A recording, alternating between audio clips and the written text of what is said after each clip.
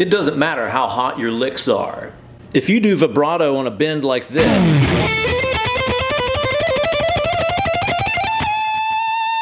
you're gonna sound like a huge bag of dicks.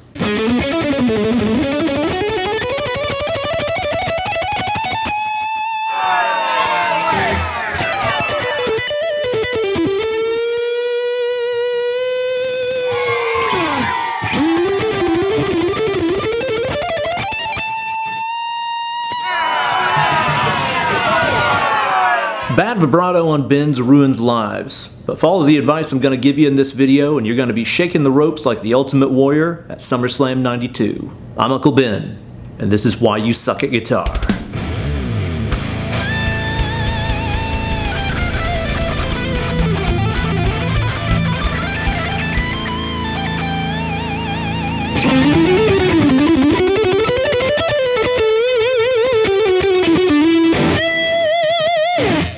Hey there kids, it's your good buddy, Uncle Ben. And if you're suffering from a severe lack of chicks and money, it might be because you have terrible vibrato on top of your bends. It's true kids, bad vibrato is the #1 leading cause of divorce in my parents' relationship. But because you all know that I care about you, in today's video I'm going to give you all the tips and tricks you need to avoid that pitfall and become a string shaking master.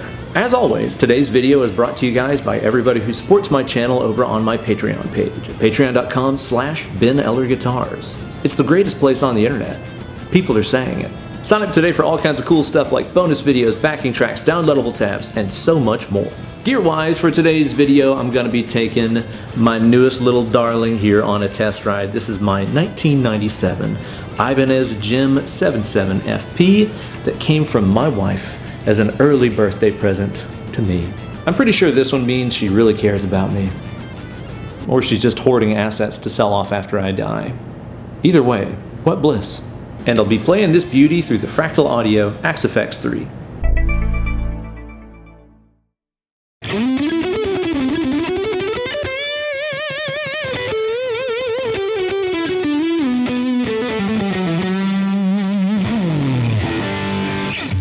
Ah yes, the sweet sound of juicy vibrato on top of a big-ass bend.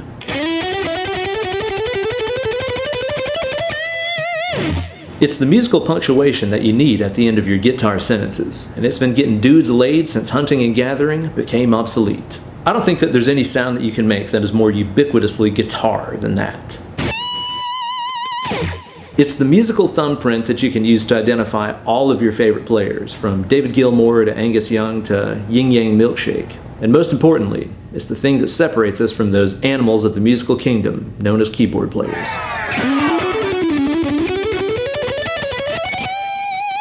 Mozart von Beethoven never tried anything that cool on his harpsichord or whatever the f that was, and look where it landed him. Dead. Now, it might not be as flashy as all your swoop arpeggios and alternate picking and all that jazz, but it's the one move you can do that's guaranteed to get everybody in the crowd's foldy flaps engorged. First things first, let's talk about what it's not. It's not bending, then doing more bending. That shit sounds like the ghost of Tiny Tim, and ain't nobody want to hear that. I think that misconception comes from the fact that when most of us learn vibrato, we learn to take a note and then shake it sharp.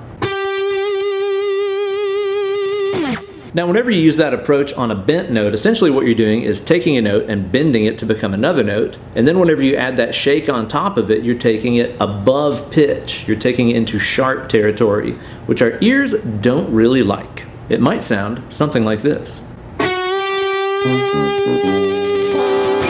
Here's what adding vibrato to a bend really is. It's bending, then rebending.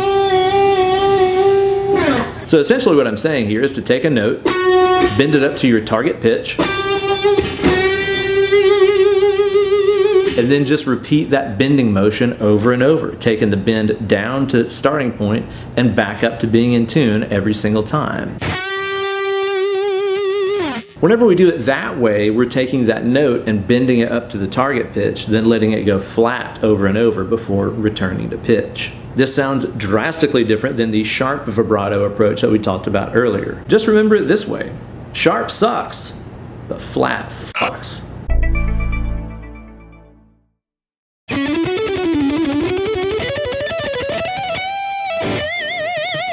A great way to get started with this is to do like a half-step bend like I was doing a second ago and get it up to pitch. And then while you're still holding your fingers down, see if you can drop it back to neutral again and bring it up to pitch once more. If you can do that, that's the start of your vibrato on bends technique. If you can do one, try doing two. Again, the approach is bending and rebending, not adding shake on top of an already bent note. A great way to practice this is to plug your guitar into a tuner that tracks really fast, like the Axe-Fx's does. There's also some other clip-on tuners or pedals that track your tuning really quickly as well. Take that note and bend it till it's in tune, let it down, and then just repeat the action, getting it in tune every single time. And of course, I recommend trying that on different strings in different areas of the fretboard because that tension and feel is changing all over the neck. If you can do the half-step vibrato really well, try taking a note and bringing it up one full step, like from D to E. If you can do that, then try taking that elevator all the way down to the ground floor and back up again. See if you keep it in tune. If you can handle one, maybe you can handle more. At least that's the credo my Aunt Julie lived by. After you get those bends and rebends in tune consistently, try adding a little more speed to it to get it a little more musical-y. As you're getting this down, pay really close attention to what you personally like the sound of. This is going to be different from player to player, and there are no correct answers here. How your personal bending vibrato sounds is mainly going to be determined by how quickly you do those rebends and how far you let the string down before you rebend it. For example, you don't have to ride the elevator all the way down to the lobby every time you hop on it. So whenever I do that rebend, I don't necessarily have to take the pitch all the way down to neutral like I was demonstrating. What I was doing there is taking that F sharp and bending it up to G and then letting the string pull itself back down to F sharp every single time I was doing those juicy vibrats. Not exactly a subtle sound, but maybe it's what you're into. Players like Brandon Ellis and Zach Wild really favor that really wide vibrato. It's pretty fast and violent sounding. They're taking that note and letting it go all the way back down before they rebend it again every time they're doing a shake. Other players like your David Gilmours get a really subtle sound by taking that note down below pitch just a little before rebending it every single time. You can hear that was a little less pronounced sound because I wasn't letting the bend down every single time. Try messing with the speed and the depth of that vibrato and you're going to start finding your own musical thumbprint. One thing I'd really encourage you to do is to read the room. Listen to the song that you're playing. If the tune is really fast and intense or it's like an epic climax to a solo, it might sound great to have that super wide Yngwie style vibrato. But if the tune that you're playing over is like a tender minor key ballad, that kind of vibrato might be way too much and could be super obnoxious. In that case, you might want to do something a little bit more subtle. Use your ears, use your personal taste, and listen to the tune and ask yourself what it needs. I want to give you guys a couple more tips to try out while you're working on this stuff. For one, it doesn't necessarily matter where the bends and vibrato are coming from, whether that be from your fingers like this or your wrist like this. For example, everybody in Motley Crue knows that my Aunt Julie prefers the motion to come from the wrist, but I wouldn't necessarily go modeling my life choices after hers. Generally speaking, most players prefer to get their bends and vibrato from wrist technique. Whenever you do it that way, you're going to be using the bigger, more powerful muscles of your forearm rather than relying on our puny little digits. The core of that technique is going to be treating your hand like it's a door on a hinge. See that position I'm in right now? I can grab a note and then just kind of swing the door on the hinge, like this right here.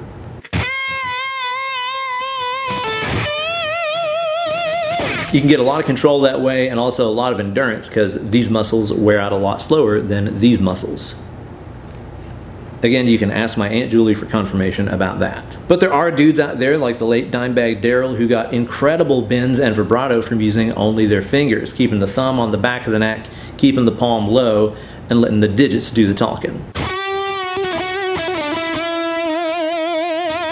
Whether you're moving the string from your fingers or your wrist, one thing to keep in mind is that the more fingers, the merrier. I think it was my Aunt Julie that told me that. Whenever you pile more fingers on behind the fretted note, you're just gonna have a lot more weight and leverage to move that thing around. Try doing a bend with just your ring finger like that. It's really hard to get any kind of control or power out of that, but whenever you put some buddies behind it, you can get a lot more force out of it. Whatever group of muscles you choose to use to shake that rope, one thing to keep in mind is to let the note sing at pitch for a little while before you start applying that vibrato.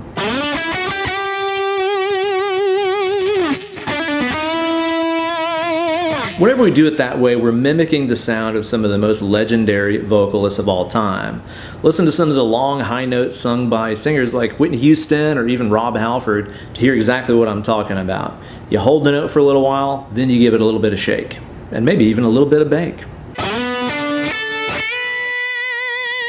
Another thing you can do to make your vibrato sound a lot more musical, a lot more quickly, is to listen to the tempo of the song that you're playing against and try to match its rhythm. So in other words, don't make your vibrato a one-size-fits-all kind of affair.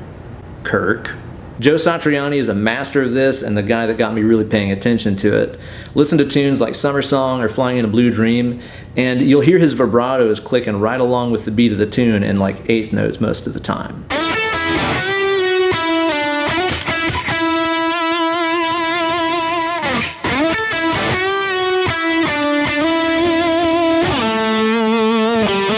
He's really got the tempo of his vibrato locked into the groove of the song, and it makes a huge difference. Another thing you got to keep in mind, especially if you're doing that wide, intense vibrato, is that it has the potential to become a huge noise factory. Whenever you're taking the string up and down the elevator like that, you're going to be bashing into the surrounding strings, and it's a recipe for a bad sound. What you can do to help prevent this is whenever you go in for that big bend, you see how I kind of scooted my picking hand forward right there? Just kind of gliding it a little bit further ahead on the strings above the neck pickup. That way if my hand knocks into those strings, they're muted and you don't really hear them. And here's one more little tiny thing you can do that'll make your vibrato sound a lot more polished on your bends. Try to make sure that the last thing the listener hears is the note being in tune. Try to hear the difference between this and this. With the first one, I slid out of the note with it at the top of the bend. That way the last thing the listener heard was the note being purely in tune. But if you're not paying close attention to that and you slide off the note whenever the bend is at the bottom, it sounds like the last thing they heard was the starting pitch, not the final pitch that you were bending to. That is a teeny tiny detail, but I guarantee if you pay close attention to it and master it, every producer you ever work with will love it, and you'll get more calls, chicks, and money. Chicks and money not guaranteed. Void wherever prohibited.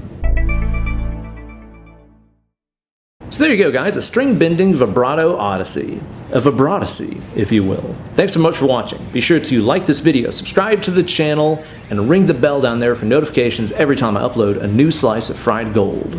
If you like this video and want to help support my channel and get access to all those wonderful bonus goodies I mentioned earlier, be sure to support my channel over on my Patreon page at patreon.com/BenEllerGuitars. And let me know in the comments section what you suck at, and we'll talk about that next time. But for now, it's time to get away from the computer and go mash some rope.